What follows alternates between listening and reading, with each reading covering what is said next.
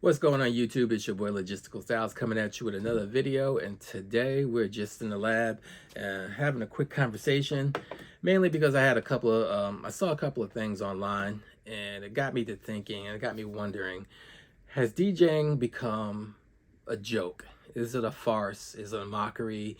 Is it just, is it played out now? And the reason I'm bringing that up, or I'm asking this question, is because I saw a couple of posts today on social media, and some of the questions that I saw were really odd, either because they were coming from a DJ or they were talking about what other DJs did. So the first thing I saw was a person asked if there is a way for, or there's an app or a program that can put your music into crates, sort your music into crates for you. And I'm not sure if they were talking about based on, I think they were talking about if they could sort their music into crates based on genre or some other criteria. But the first and easy answer to that is yes. If you use smart crates in Serato or iTunes or even other programs, they allow you to make smart crates, or I'm not sure, they may call it something differently, but yeah, you can choose to make a crate of all the music that contains the word hip, hop, pop, rock, whatever, you know what I'm saying. You can make crates based on that. But, it just started, the question itself, outside of that technical thing, was it felt like they were asking, is there a way to DJ without having a DJ? An important part of being a DJ is being knowledgeable about music, specifically your music collection, the music that you have. And if you can't be bothered to sort your music into crates, I don't really know what to tell you. I think this might not be the thing for you. It's important. Even before there were laptops and other, digital forms of playing, when we had physical media, like records or even CDs, we had to organize them in a certain way that made sense to us as the DJ.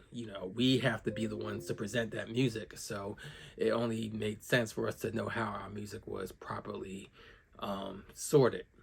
And I think that's a problem. If you as a DJ can't be bothered to figure out how to organize your music, how can you be bothered to learn how to play it? And that brings me to the second thing I saw online. That was, and this was, digital DJ tips. They were talking about why it's important to beat mix even more so now than it used to be. And in the comments, there were so many people talking about, I don't do that. I just, it's all about programming. It's all about playing the right song. And like, no kidding. That's basic. That's not even 101. That's DJing. You're there to play music for people. You should at least play the right music. That's not the hard part. The hard part is playing the next right song and being able to bring it in a way that is going to be pleasing to people. You have people that come out and they may not be inclined to hit the dance floor unless you play the right song. But once you get that person on the dance floor, you want to keep them there.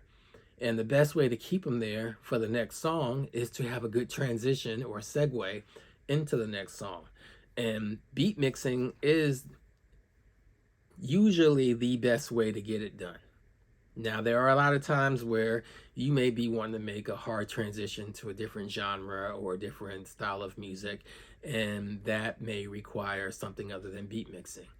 For instance, if you were doing a set, maybe 4 songs in a row of 80s pop music, and you decide that you want to switch lanes and go into maybe some Afro beats or some R&B, anything other than 80s pop, because that's what you're already playing. Sometimes it makes sense to, at that last song in your set, echo out or do a backspin or use the filter. Lots of different techniques, plenty of different techniques, and you'll only know those techniques and learn them and get good at them if you actually practice them. So in those situations, it might be best for you to not beat mix, because going from a thumping 120 beats per minute on an 80s freestyle song might not mix well into 100 BPM Afrobeat song. You might need to find a different way to mix it in other than beat mixing. But for the most part, when you're doing those sets of music, you should usually try to be beat mixing to keep the flow going. And I know a lot of DJs that who are not, fond of that, they'll be like, oh, well, nobody cares about that except for DJs. And I can tell you that that's a lie. It's not true.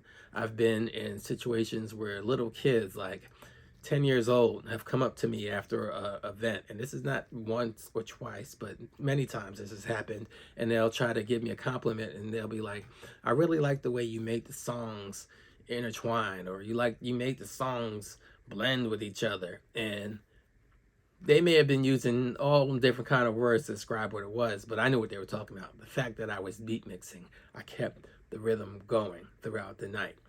And like I said, these are little kids. And then even old people will come up and be like, so the music just keeps going. I'm like, yeah, I keep beat mixing. Maybe older crowds in the retirement homes, they may want to hear the whole song because they want to reminisce or whatever. But your typical crowds, they usually want to beat mix. I mean, I started DJing in '89, moved down here to Atlanta in '91. Between '89 and '91, I was just a bedroom DJ at home, and I was playing song after song. I was trying to make the songs match, but I didn't have pitch control back then. I started out with some really rinky-dink turntables that didn't have pitch control, so I was really trying to find songs that went together, made sense. Sometimes the songs would be of similar BPMs, and I would be able to do a quick 2-bar mix or whatever. But once I moved down here and hooked up with other DJs and learned how to beat mix, it was over. I mean, that was like the goal, to make songs match so they could fit. And I feel like, some of these DJs now, they feel like that's not necessary. Just play the right song.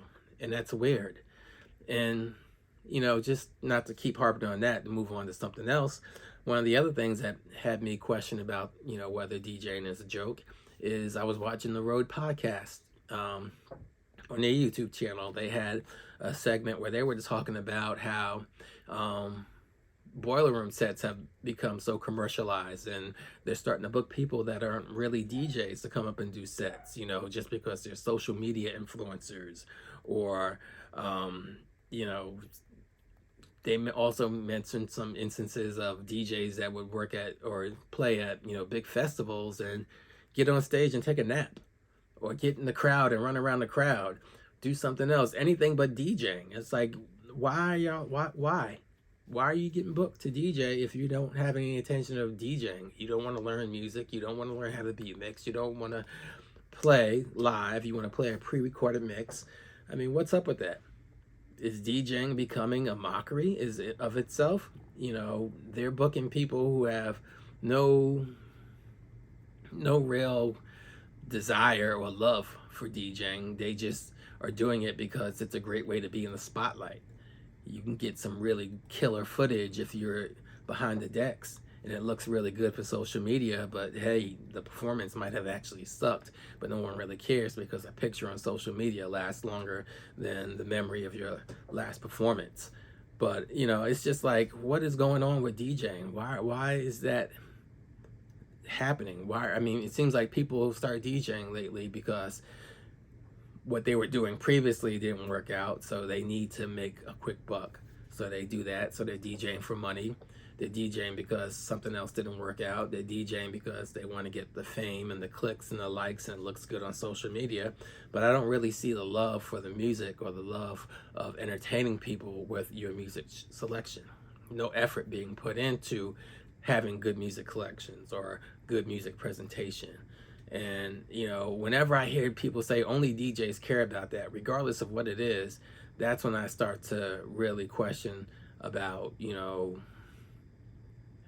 someone's motivation for being a DJ, because people do care. People care. People who aren't DJs, they care about all that stuff that y'all say they don't care about. They care about presentation. They care about not just the musical presentation, but your presentation, what your setup looks like. I'm not saying you have to have, huge DJ furniture, but you got to take pride in, what your stuff looks like, even if it's just a table with a scrim or a tablecloth. Hide your wires, tuck those things in. People care. Venue managers look at that stuff, So whenever I hear people talk about no one cares, I'm like, yeah, they do care. The people who pay for the room to look so beautiful, they care if you come in and throw all your ugly equipment with wires hanging all over the place. They care. People care about mixing. You say they don't, but you go to a venue after 4 or 5 horrible mixes, people are going to be like, yo, what's up with the DJ? What's going on? What's happening? People care, and people do notice. It's not some novelty to just be a DJ, to show up and do it. Anyway, it really bugs me when I see that, people not caring about the basic stuff about DJing. How do you organize your crates? How do you beat mix? You don't even have to scratch. You don't even have to be a DMC type DJ. And that's another thing. When these things come up, there's always an extreme. Like in the comments about beat mixing, some people were like, well, some folks don't want to have an EDM club night at their wedding. Beat mixing does not equal an EDM club night at your wedding. Beat mixing means keeping the dance floor going. And when you're doing weddings, you don't have to rotate the dance floor for people to go to the bar. You don't have that pressure. So don't give me all those excuses about knowing how to rotate the dance floor, because, and I know not every DJ is DJing weddings, but even in the clubs, you need to be able to beat mix, in my opinion. But anyway, I don't want to make this too long of a rant, but it's just something that I kept seeing over and over, and I felt like, this would be a good topic to talk about. So, let me know in the comments, what do you think? Is DJing becoming a farce? Is it becoming a mockery of its own self? Is it just a novelty now? Is it important to beat mix? Knowing your music? Let me know in the comments. And if you like what you're seeing, don't forget to subscribe, click like or whatever, and then we'll keep the conversation going. But anyway, until next time, when I come out with another video, this is your boy Logistical Styles, and I'm out. Peace.